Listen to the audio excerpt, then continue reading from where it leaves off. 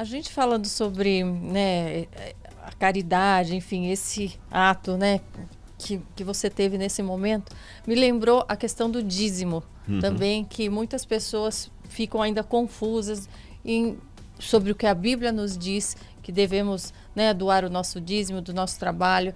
Isso equivale a doar para a igreja, a entidade igreja, ou a gente pode estar doando dentre esses 10% para um irmão que está passando necessidade, ou aquilo deve ser algo a mais? De que forma, segundo o estudo, a gente administra esses... Olá, você está no canal Diz Aí Cristão. Seja muito bem-vindo. Se é a sua primeira vez por aqui, por favor, se inscreva no canal e deixe o sininho ativado para receber notificações de novos conteúdos. Agora que você já se inscreveu, bora para o vídeo. Hoje esse assunto do dízimo se tornou muito complicado, infelizmente, por causa dos maus exemplos. Sim. Enquanto eu estava vindo com a Laura para cá... Porque hoje em dia as pessoas às vezes ficam com medo de dar na igreja e para onde vai parar esse dinheiro, do que para dar para uma pessoa específica que está vendo, que está precisando, que é do seu convívio às vezes. Exatamente. Né? A gente que lida com o evangelho, com a proclamação da palavra de Deus, tem que tomar muito cuidado. Quando eu estava vindo com a Laura para cá, a gente estava falando sobre isso. Porque suponhamos que, sei lá, um ator de Hollywood aí, o paparazzo vê aquele ator ali saindo de um motel com uma garota de programa. Vai ser apenas uma fofoca e mais nada. Mas se for um pastor, um líder religioso, o estrago é muito grande, tá certo? O estrago é muito grande. Você que conhece o mundo midiático, né? As pessoas estão aí vivendo a vida deles, ninguém tem nada a ver com isso. Mas aqui não, as pessoas estão esperando algo mais de nós. Sim. E quando tem um escândalo no mundo religioso, escândalo dito em nome de Deus, o estrago é muito grande. E como infelizmente alguns líderes se apropriam do dízimo para enriquecer, enriquecimento ilícito e tudo mais, muitas pessoas ficam com o pé atrás. Mas vamos ao que a Bíblia diz. A Bíblia estabelece o seguinte, pela versão bíblica, o dízimo é algo que você dá ou doa, é algo que você devolve. Quando Deus colocou ali Abraão, por exemplo, ele devolveu o dízimo para Melquisedeque, que ele reconheceu como um sacerdote de Deus. Então a gente vê que é uma prática que já havia antes de Moisés. Sim. E na época que as 12 tribos foram colocadas ali em Israel, Deus fez uma coisa interessante. O plano de Deus era que o povo não tivesse rei, nem líder, a não ser o próprio Deus. Então Deus colocou o seguinte, a capital de vocês será onde estiver o meu santuário. Antes de Davi conquistar Jerusalém, o santuário ficava em Siló, ou Shiló, como dizem em hebraico. E todos os anos as pessoas teriam que vir, pelo menos numa das 3 festas principais dos judeus. A Pessah, que é a Páscoa, o Shavuot, que é a festa das semanas, e o Sukkot, que é a festa das tendas. Sukkot é tendas. Eu queria falar tendas, barracas, né? Então você tem ou dos tabernáculos, como dizem. A festa da Páscoa nós sabemos como é. A festa das semanas, Shavuot, era o Pentecostes. E a das cabanas, ou das tendas, era uma maneira do povo sempre lembrar, quando eles passassem a morar em casas de alvenaria, que os ancestrais moraram em tendas. Uma forma de mostrar humildade, sabe? Muito bonito isso. Então essas 3 festas, o povo tinha que peregrinar até o santuário em Shiló. E o santuário devia funcionar continuamente para lembrar as 12 tribos quem eles são, a quem eles pertencem, qual é o Deus de Israel e o significado mais bonito, que era o evangelho em símbolos. Agora, como é que esse santuário deveria funcionar?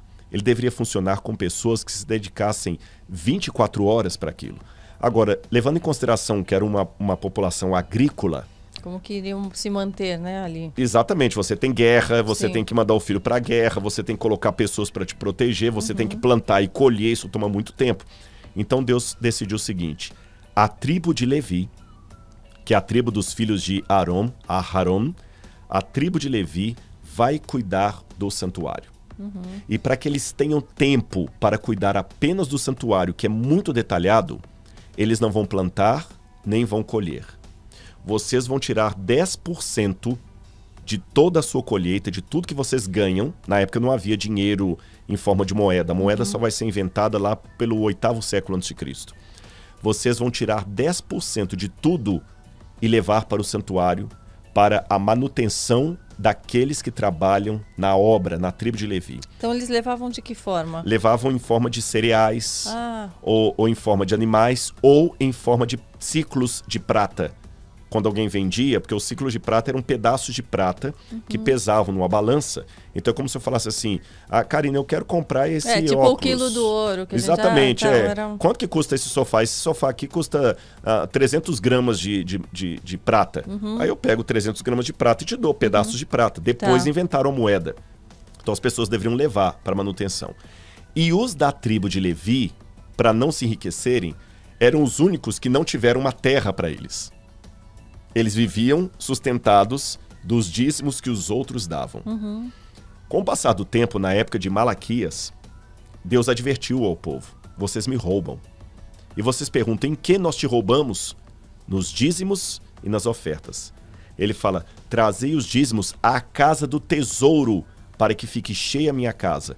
Qual era a casa do tesouro? O templo que eles estavam reconstruindo, o templo. Na época de Jesus, havia o shekel do templo. E Jesus nunca se opôs a isso. Já havia a questão de impostos e tudo? Havia impostos, né? E o imposto era separado do dízimo. Não fazia parte. Não fazia parte. Aí, quando vem o Novo Testamento, o dízimo continua. Tanto é que o dízimo continua que Paulo fala o seguinte, eu tenho o direito de viver do dízimo.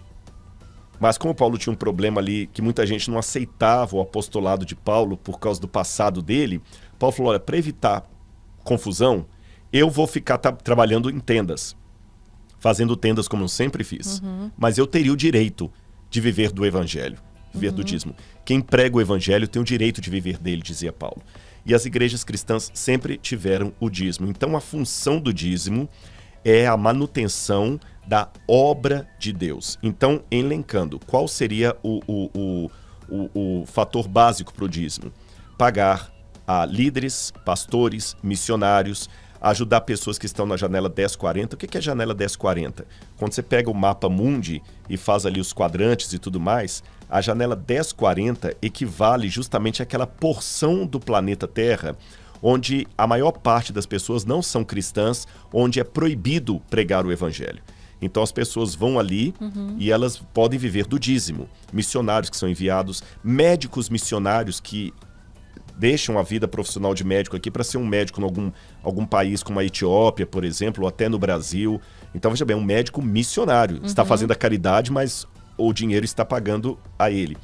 E as igrejas também podem pegar esse dinheiro do dízimo que elas recebem e transformar isso numa caridade institucional, por exemplo. Por exemplo, eu posso dar o exemplo da própria igreja adventista.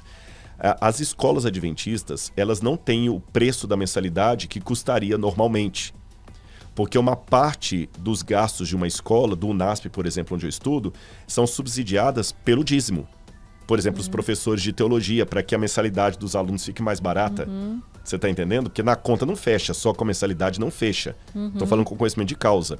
Então ajuda. E nesse aspecto, por exemplo, eu, Rodrigo, eu prego em muitas igrejas. Já preguei em Igreja Batista, Assembleia de Deus, Batista do Calvário, Getsemane, Metodista. E muitas vezes os irmãos perguntam assim, quanto que é o seu sermão? Eu não cobro.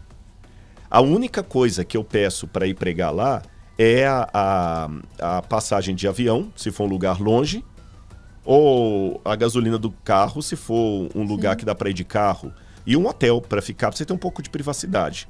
Mas eu não cobro. Às vezes, ao caso de algum lugar ou outro, alguma igreja dá uma camisa de presente, alguma coisa assim, mas não faz parte de um... Eu sou proibido até pela igreja de cobrar. Mas e daí como que você vive? Como você aí paga que é o as suas interessante. coisas? Como nós temos os dízimos, pelo menos o sistema que eu trabalho é assim. Esse dízimo ele tem uma divisão? Tem uma divisão. Acontece assim. Esse no formato adventista, mas há outros formatos, tá? Sim. O dízimo não fica na igreja local. Então você tem uma igrejinha lá em Bode de Dentro, na cidade de Bode de Dentro. Uma cidadezinha desse tamanhozinho que tem meia dúzia de pessoas, tem uma igreja lá. O dízimo daqueles irmãozinhos simples ali não fica ali. ele vem para uma associação. Sim. As associações são regionais. Então tem a Associação Mineira Central, a Associação Paulista Leste, Paulista do Sul, etc. Os dízimos vão para essa associação. A associação recebe o dízimo da igreja de Jegue de Dentro, da igreja de Bode de Fora, e recebe o dízimo também daquela igreja, por exemplo, do Leblon, no Rio de Janeiro, que é uma igreja que tem médicos, tem empresários, tem pessoas com mais condição financeira. Todos esses dízimos vão para lá. E ele é redistribuído para todo o trabalho da igreja de maneira geral, de modo que, eu vou falar aqui não por arrogância, só para o pessoal entender. Eu tenho 2 doutorados, 2 faculdades, um mestrado e um pós-doutorado. Mas o meu salário não é maior do que o salário de um pastor que está trabalhando lá no interior do Tocantins. Você está entendendo? Isso é só no caso do missionário, do pastor, ou também outras profissões relacionadas, por exemplo, uma cantora pode gospel, ter, claro. Ela pode ter, ela depende do dízimo, não? Depende.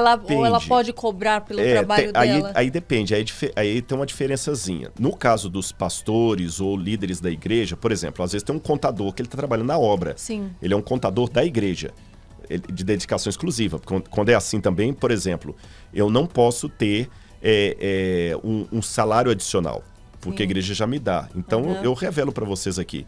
Eu faço consultoria para uma rede de televisão que não é adventista, para novelas, e o salário que essa rede me paga é maior do que o salário que eu recebo da igreja adventista, mas eu devolvo 100% para a igreja. 100%, eu não fico com nenhum tostão. E aí, o que você achou deste vídeo? Deixe sua opinião aqui nos comentários. E você curtiu este conteúdo? Deixe um joinha. Até o próximo vídeo.